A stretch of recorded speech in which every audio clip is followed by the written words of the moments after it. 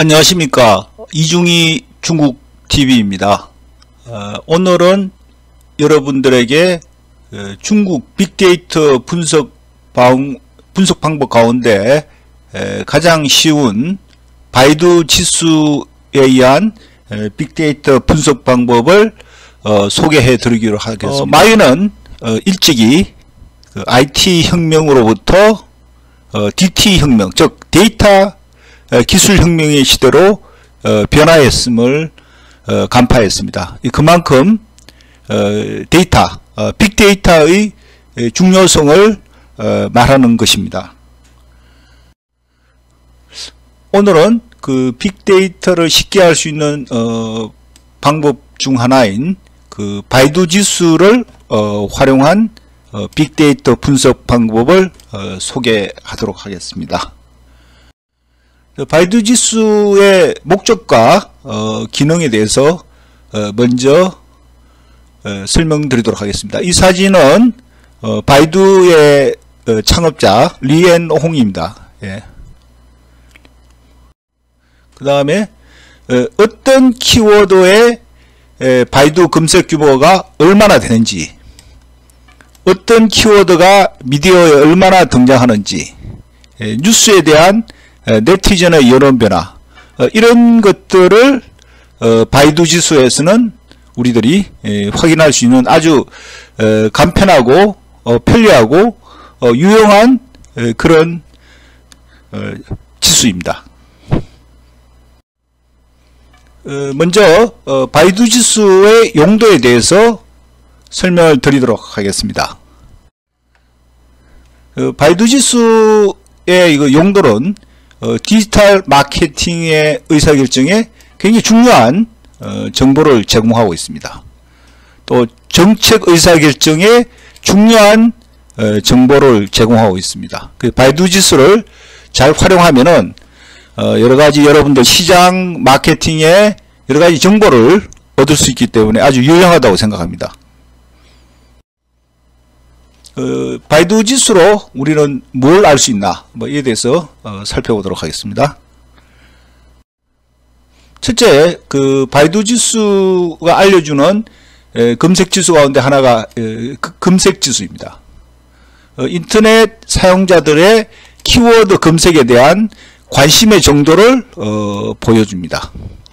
그래서 검색에 대한 관심의 정도를 보여주는 지수입니다.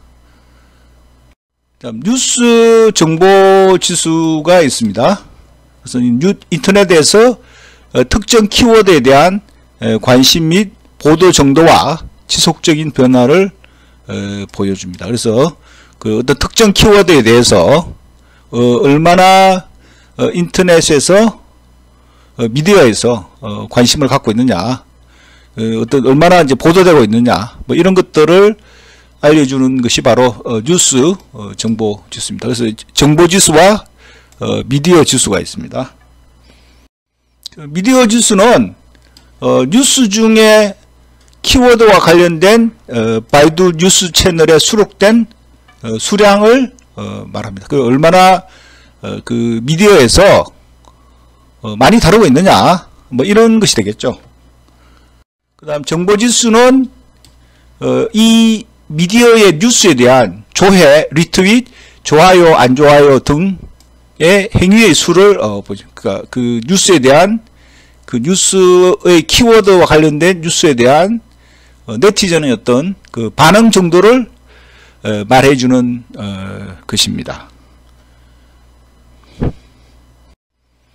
자, 그럼 먼저 바이두 지수에 가입하는 절차에 대해서 설명을 드리도록 하겠습니다.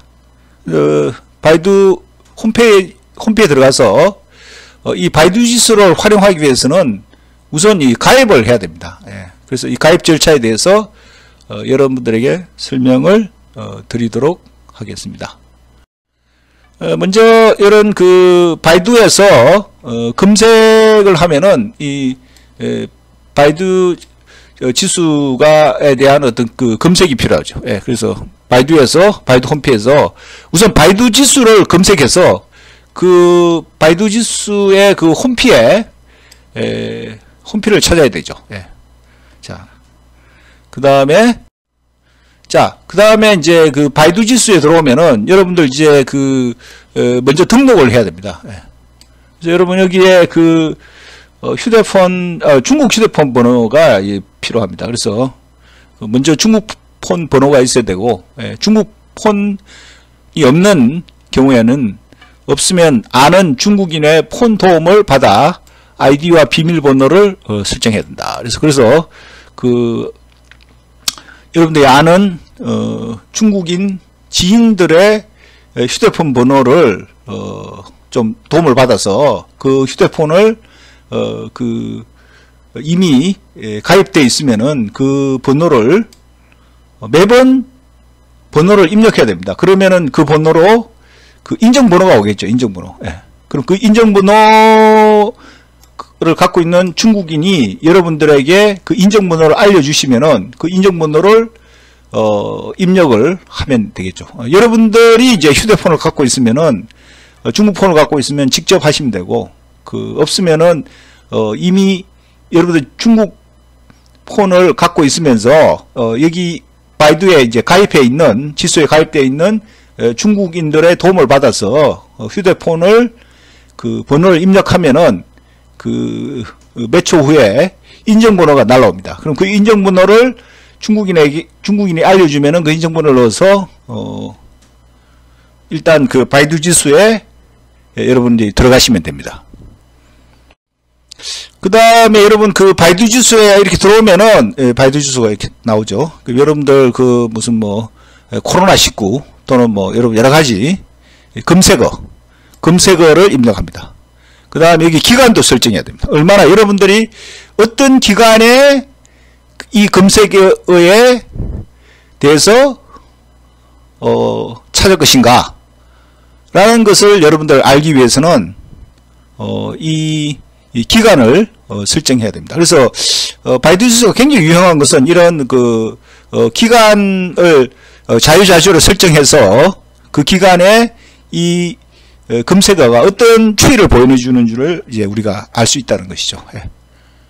자, 그럼 우리가 사례를 들어서 검색어 원격 근무라는 중국어로 원격 근무라는 검색어를 클릭했을 때 검색했을 때 어떤 결과가 나오는지를 중국어 원격 근무에 해당되는 중국어를 입력했을 때 검색어에 어떤 추세가 나오는지를 여러분들이 확인하시면은 실제로 한번 사례를 보도록 하겠습니다.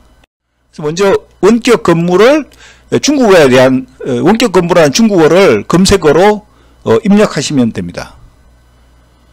자, 그 다음에 이렇게 원격 근무를 우리가 입력을 하면은 먼저 검색 지수 이런 우리가 2019년 12월 초부터 2019년 5월 24일 5월 24일 시점에 제가 검색을 한 결과의 그래프입니다. 그래서 코로나 기간에 이 원격 근무 위안청 방문이라는 이 원격 근무가 이 코로나19가 창궐을 했던 이 시점에 굉장히 급속하게 상승한 이에 대한 네티즌이 관심을 잘 보여주고 있어요. 예.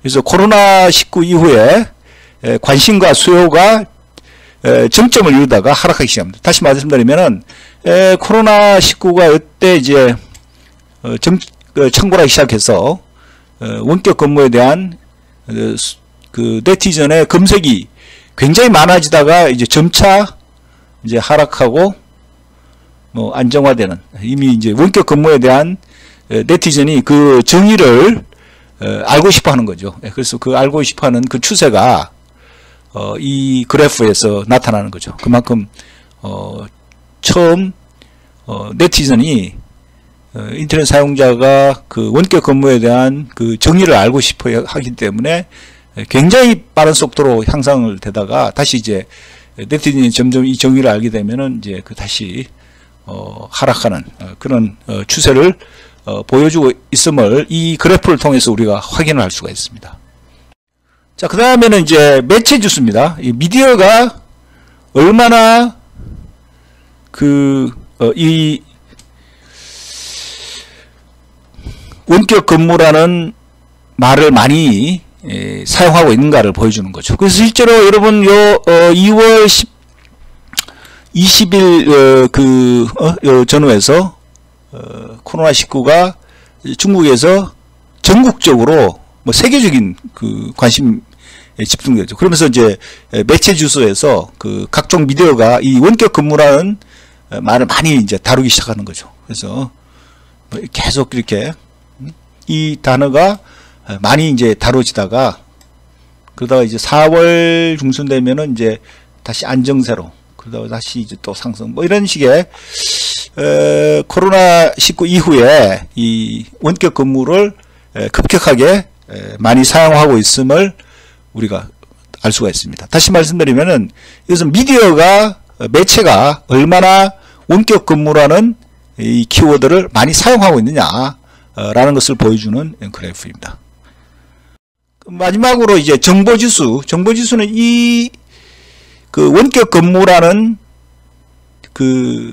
여러 뉴스 미디어의 뉴스에 대한 네티즌들의 어떤 관심의 정도를 이제 보여주는 거죠. 예, 그래서 뉴스에 대한 여러 가지 좋아요 또는 뭐 조회 또는 여러 가지 리트윗 이런 것들이 이제 급격하게 이제 상승하다가 다시 이제 하락하는 이런 현상을 보겠습니다.